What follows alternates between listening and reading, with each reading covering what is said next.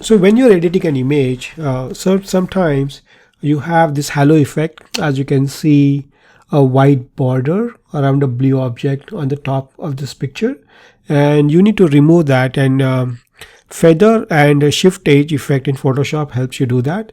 Similarly, once you move the background to a different background, you lose the shadow of the object, and you can re-establish the shadow using a drop shadow effect in Photoshop.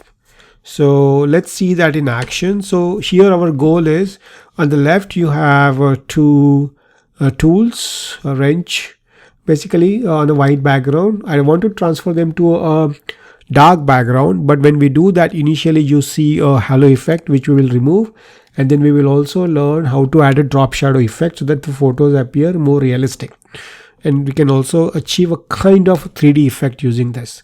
So let's see how can we do this in Photoshop. Let me open this tools.psd file.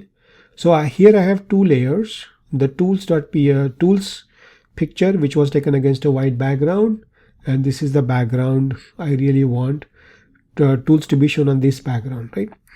So basically what we need to do is first highlight the tools background, go to select and use a select subject, right? So this will identify the tools and create a boundary around it, and this uses artificial intelligence behind the scenes.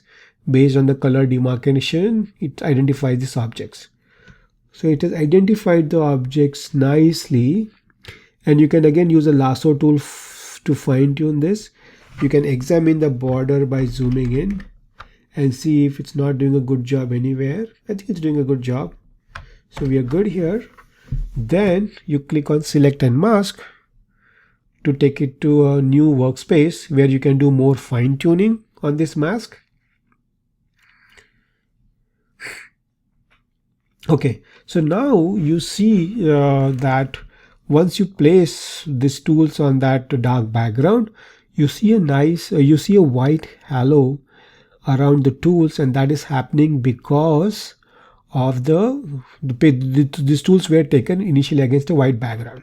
So how can we get rid of it? So there are two controls that we can make use of here. One is called feather and the other one is called shift edge.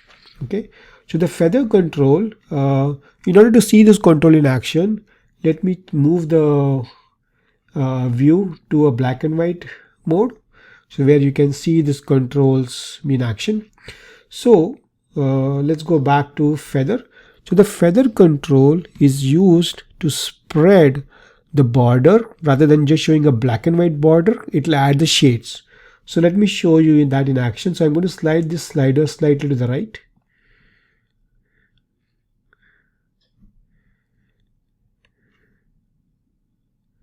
So as you can see here, the borders is getting a little bit of gray. Let me do it more.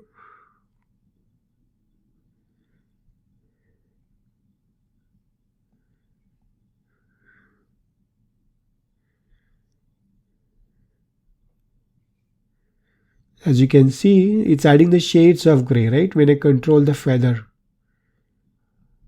So it's increasing the shades of gray around the border as I move the feather.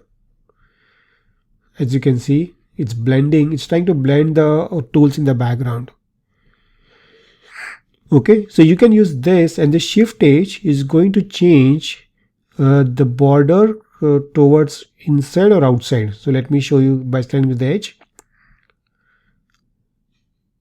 Right, and if I slide to the right, it is shifting that the border intensity to outside.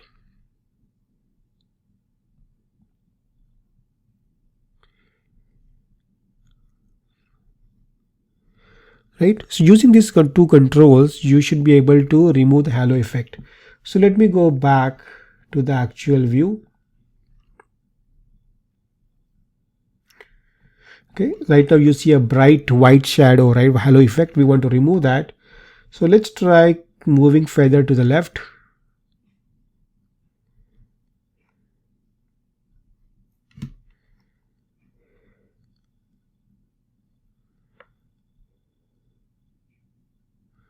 And then right shift edge also, let a little bit of left. Let's see what happens. Okay, It is much better, right? Slightly to the left.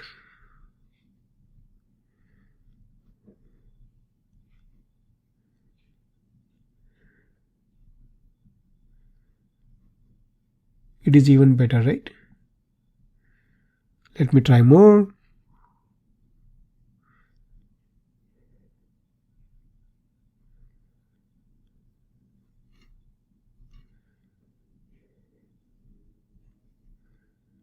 A little bit more.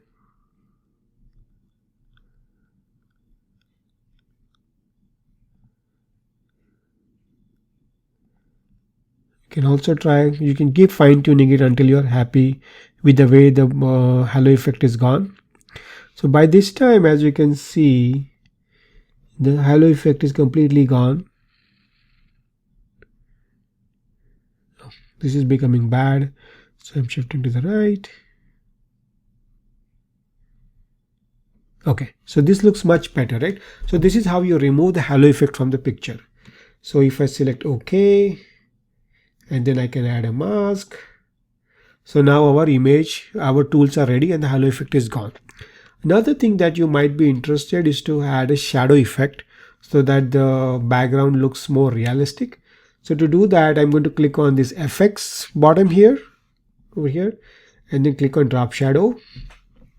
So there are multiple options here, right? When you have the drop shadows, to select the contour, the distance, spread, size. Let me keep the default and show you what happens. When you do this, you will see cross two arrows, the mouse changing into two arrows. And now you will see also shadows, right? As you slide to the left and slide to the left or right, you can position the shadows the way you want, depending on where you want your lights to appear. So if you want from top, the shadow would appear something like this. And this also gives a little bit more of 3D picture.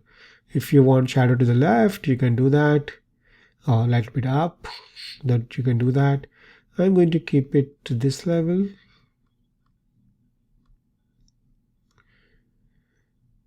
Looks more real, okay?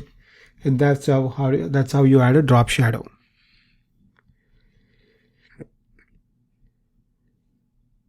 That's about it. Now our picture is ready. You can save it. You can export it as PNG or export it as JPEG. Save on your computer. Format is JPEG, tools.jpg. Okay. I want to make sure it is saved on my desktop. It's not. I'm going to save it on my desktop. Select as a JPEG. Let me go back to my desktop.